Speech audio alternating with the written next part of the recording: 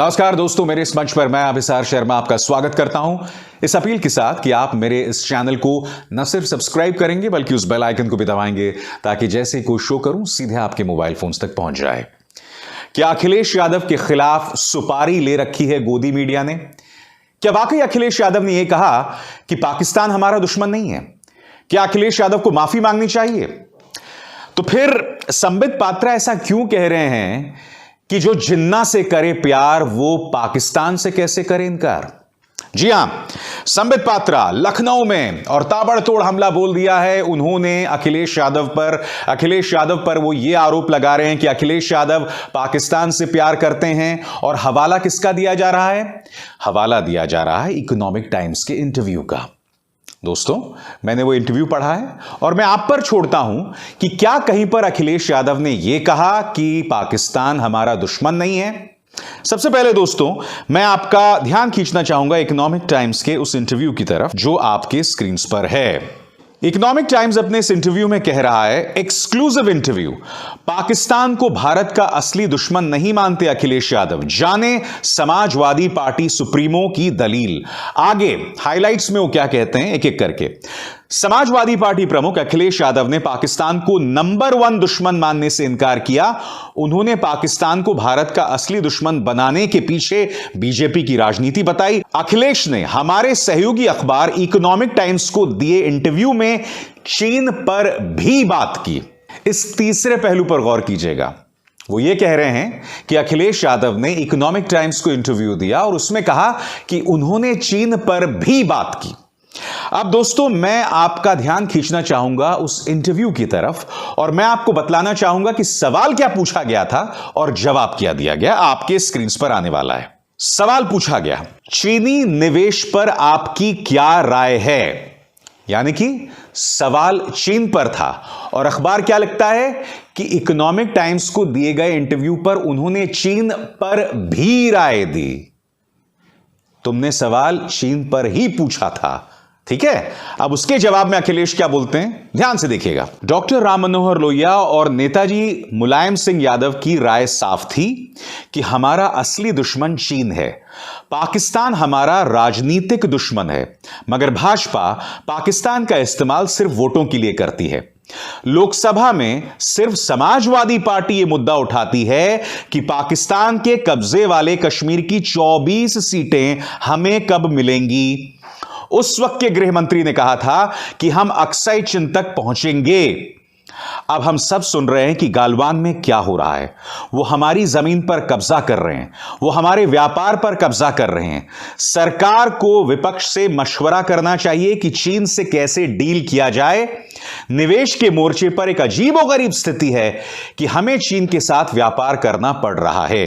यह था सवाल और यह था जवाब। मैं आपसे पूछना चाहता हूं, यहां पर अखिलेश यादव ने कहां कहा कि पाकिस्तान हमारा असली दुश्मन नहीं है? और उससे भी बड़ा सवाल, अगर इकोनॉमिक टाइम्स को अब भी लगता है कि अखिलेश यादव ने यह कहा कि पाकिस्तान हमारा असली दुश्मन नहीं है, तो उन्होंने इसके जवाब में उनसे पूछा क्यों नहीं कि पाकिस्तान हमारा असली दुश्मन क्यों नहीं है? क्योंकि उसके आगे वो क्या सवाल पूछते हैं आपके स्क्रीन पर। अभी तक आपके जितने भी सहयोगी हैं उनके साथ सीट शेयरिंग यानी कि सीटों के बंटवारे पर ऐलान नहीं हुआ है।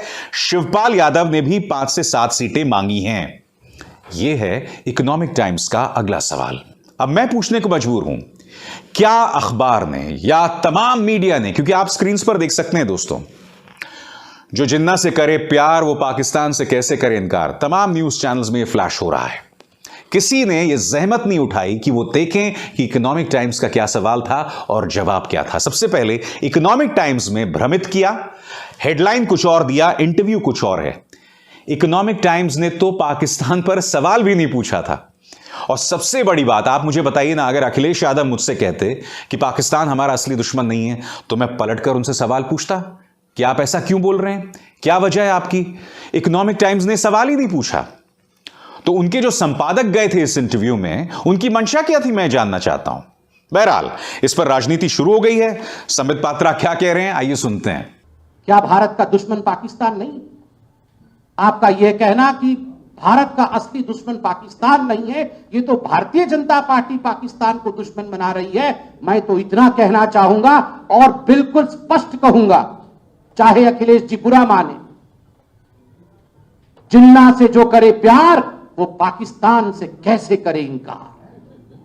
जिन्ना से जो करे प्यार वो पाकिस्तान से कैसे करे इनकार। आपने देखा है जिन्ना जिन्ना जिन्ना जिन्ना का रट लगाते हुए इस चुनाव में अखिलेश यादव उतरे थे और आज जिन्ना से एक पायदान ऊपर पाकिस्तान तक वो पहुंच गए। और इस बीच किसान नेता राकेश टिकैत ने संबित पात्रा और बीजेपी को तबीयत से जलील किया है।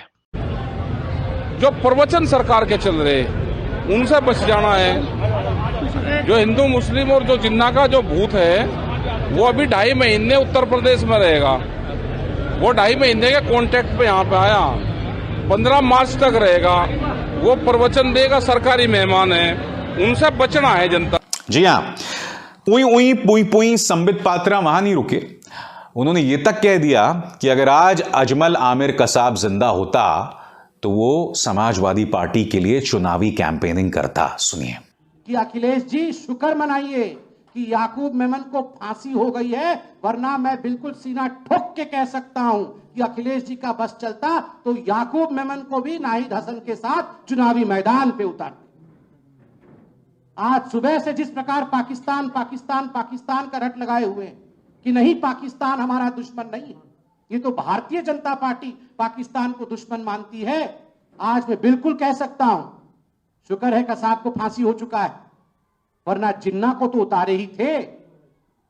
शारीरिक रूप से कसाब को भी स्टार प्रचारक के रूप में उत्तर प्रदेश में उतारने से झिझकते नहीं अखिलेश यादव। यानी कि देर सवेर इन चुनावों में पाकिस्तान की एंट्री होनी ही थी, मगर मुझे ऐसा लग रहा था कि विपक्ष अपनी तरफ से कोई गलती करेगा और बीजेपी उसे पकड़कर जो है वो आगे बढ़ जाएगी। मगर यहां पर आपने देखा इकोनॉमिक टाइम्स, नवभारत टाइम्स भ्रामक खबर दे रहा है। जो बात अखिलेश यादव ने नहीं कही वो अपने हेडलाइन में डाल रहे हैं। दूसरी बात, उन्होंने पाकिस्तान पर सवाल ही नहीं पूछा। और तीसरी बात, अगर उन्हें लग रहा है कि उन्होंने कहा है, यानी कि अखिलेश यादव ने कहा कि पाकिस्तान हमारा दुश्मन नंबर 1 नहीं है, तो उस पर सवाल जवाब तो होने चाहिए था ना। बताइए, ये तो पत्रकारिता के बुनियादी उसूल हैं। जब आप किसी का इंटरव्यू करते हैं और सामने वाला कोई आपत्तिजनक बात कहता है तो आपको पलट के उसे ग्रिल करना चाहिए। तो क्या वजह है कि जो पत्रकार अखिलेश यादव का इंटरव्यू करने गए थे उन्होंने ये सवाल ही नहीं पूछे। और गोदी मीडिया विपक्ष के खिलाफ किस तरह से खेल खेलता है ना, उसकी फिर अब मैं आपको एक मिसाल देता हूं।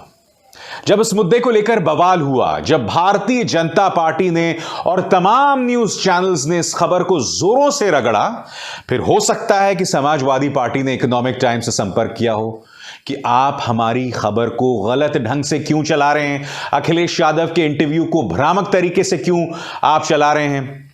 तो फिर नवभारत टाइम्स में उसमें तब्दीली लाई। आपके स्क्रीन पर अब इस वक्त उनके वेबसाइट में क्या हेडलाइन है आपके स्क्रीन पर, एक्सक्लूसिव इंटरव्यू, चीन हमारा असली दुश्मन है जबकि पाकिस्तान राजनीतिक दुश्मन। और पहले क्या था दोस्तों, आपके स्क्रीन पर, पाकिस्तान को भारत का असली दुश्मन नहीं मानते अखिलेश यादव, जाने सपा प्रमुख की दलील। हुआ क्या दोस्तों, अब इन्होंने सुधार कर लिया है, मगर the damage is already done. जिसका राजनीतिक प्रचार करना था वो तो हो गया ना। व्हाट्सएप पर अब यह जानकारी जा चुकी है, लाखों लोगों तक यह जानकारी जा चुकी है कि अखिलेश यादव जो हैं वो पाकिस्तान के पक्ष में दलील दे रहे हैं और वो पाकिस्तान को अपना दुश्मन नहीं मानते हैं। मैं जो आपको लगातार पिछले 3, 4, 5 सालों से गोदी मीडिया का खेल दिखा रहा हूं, यही तो दिखला रहा हूं दोस्तों। अब नवभारत टाइम्स ने अपनी भूल सुधार कर ली है, मगर उससे फायदा क्या, क्योंकि बीजेपी को तो मौका मिल गया ना अपना झूठा प्रचार करने का। सही या गलत बताइए। कितने शर्म की बात है दोस्तों, एक जमाना हुआ करता था जब हमारी मीडिया सत्ता से सवाल करती थी और अब सत्ता की गुलामी, सत्ता की नौकरी, मिसाल आपके सामने है। और बात यहां नहीं रुकी दोस्तों, देश के दूसरे सबसे धनी व्यक्ति मुकेश अंबानी के न्यूज चैनल की खबर देखिए, पूरे स्क्रीन पर देखिए। इसमें कह रहे हैं कि अखिलेश यादव ने चुपचाप कुछ मुसलमानों को टिकट दे दिया है। मैं आपसे पूछना चाहता हूं ये चुपचाप शब्द क्या होता है, क्योंकि इस मुद्दे को उठाकर भी बीजेपी जो है हमला बोल रही है समाजवादी पार्टी पर। ये चुपचाप क्या होता है? जब आप घोषणा करते हैं तो आप कर देते हैं घोषणा, इसमें चुपचाप क्या होता है? आप इस खबर के पीछे की शैतानी बदमाशी देख रहे हैं दोस्तों। सबसे पहली बात, इस देश के अंदर मुसलमानों को भी चुनाव लड़ने का अधिकार है, वो क्यों ना चुनाव लड़े, नंबर 1।